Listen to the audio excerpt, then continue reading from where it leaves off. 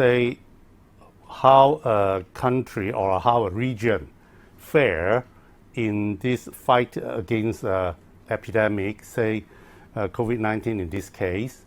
We will look at the number of people contracted the disease and the people died from the disease. Both of this number, the United States is the most number in the world. You should be asking Bloomberg why they rank United States number one.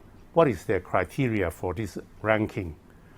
I also have this question because from the report we have, as of yesterday, there are more than 35 million US residents contracted this COVID-19, and out of them, there are more than 620,000 died. If you use this morbid number and mortality number, yes, United States ranked number one in the world. That is the maximum number of people contracted the disease and died from the disease. We have seen that the U.S. right now has the highest numbers of deaths and infections, and it is number one in terms of actually those negative aspects, infections and deaths. The problem is that they politicized the issue of fighting corona pandemic.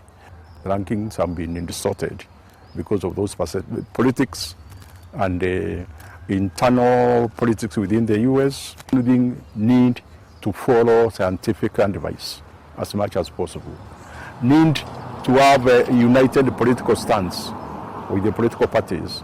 قضية كورونا هي قضية مسيسة بالدرجة الأولى وقضية مسيسة من اللحظة الأولى ومسؤول عنها الولايات المتحدة الأمريكية تماما، وأعتقد أنها أحد أشكال الصراع السياسي الدولي العالمي، وكما هو واضح جدا وتستغلها أمريكا وتستثمرها سياسيا لتحقيق مصالحها الاستعمارية في الهيمنة والسيطرة على مقدرات الشعوب وعلى الاقتصاديات العالمية وعلى الاقتصاد الصيني وعلى غيره من اقتصاديات الشعوب المختلفة.